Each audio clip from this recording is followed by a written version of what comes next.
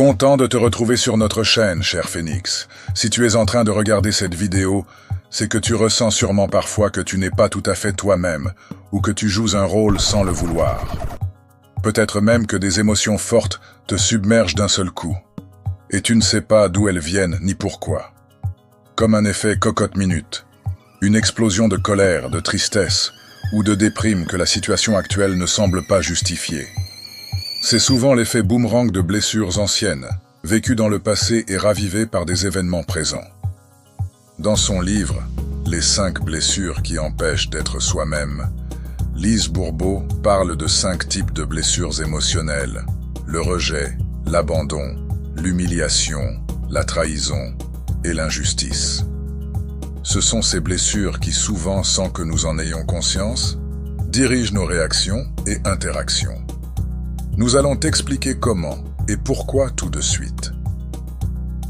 Alors d'abord, il y a la blessure de rejet. C'est la première blessure que l'enfant connaît dans la chronologie de sa vie. Elle se manifeste quand l'enfant se sent indésirable, rejeté, voire invisible aux yeux de ses parents ou des autres figures d'autorité. Ce sentiment peut naître dès les premiers instants de la vie, en raison de divers facteurs tels que le tempérament, le sexe, l'apparence ou le timing familial. Ce rejet initial peut entraîner une grande insécurité et un comportement d'évitement dans les relations futures. La personne peut devenir très introvertie et hypersensible au jugement, timide ou extrêmement indépendante, refusant de dépendre des autres pour éviter de revivre la douleur du rejet. Pour guérir cette blessure, il est essentiel de renforcer l'estime de soi et de reconnaître sa propre valeur sans dépendre de l'approbation des autres. Ensuite, il y a la blessure d'abandon, qui arrive après la blessure de rejet dans la vie de l'enfant. Elle provient souvent d'un sentiment de solitude ou d'isolement ressenti lorsque les parents ne sont pas physiquement ou émotionnellement présents. Cette absence peut être perçue par l'enfant comme un abandon, surtout si elle se répète ou si l'enfant se sent laissé pour compte. Les personnes qui ont subi cette blessure peuvent développer une peur intense de la solitude et un besoin constant d'attention. Elles peuvent aussi devenir très dépendantes dans leurs relations, toujours à la recherche de quelqu'un pour les sécuriser. Pour commencer à guérir de la blessure d'abandon, il est important de cultiver une indépendance émotionnelle et de renforcer sa confiance en soi. Puis vient la blessure de l'injustice. Il s'agit d'une blessure liée à une reconnaissance non reçue de la part du parent, souvent ressentie lorsque l'enfant est traité de manière trop sévère ou injuste par rapport à ses frères et sœurs.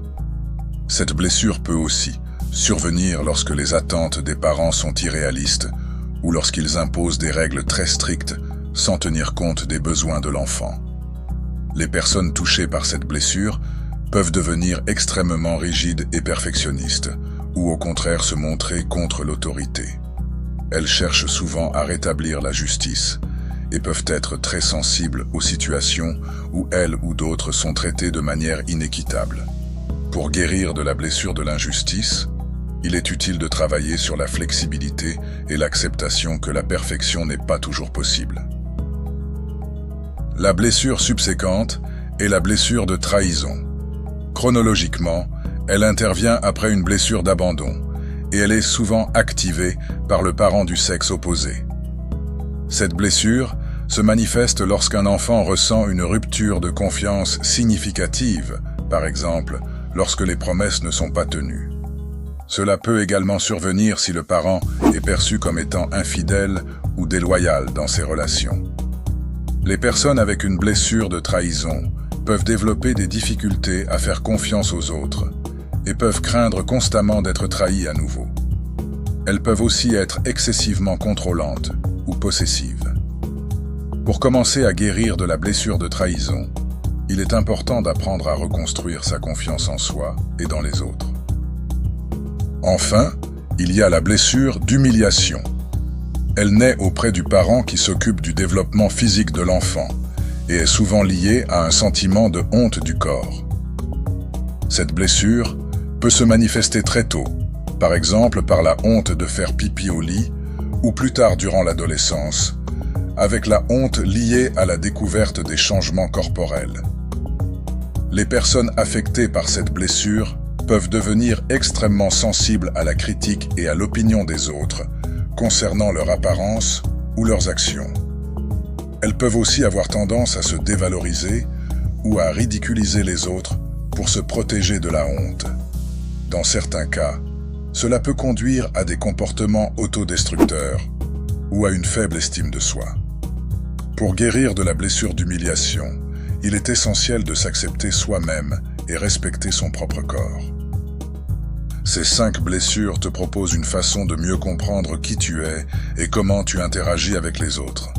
Cependant, fais attention à ne pas tout voir à travers ce prisme. Il n'est pas question que ta vie tourne uniquement autour de ces blessures, ni que tu cherches sans cesse à les retrouver derrière chaque réaction des autres. Si ce contenu t'a plu, fais-le nous savoir en t'abonnant si ce n'est pas déjà fait, en partageant et en aimant la vidéo. Merci et à bientôt.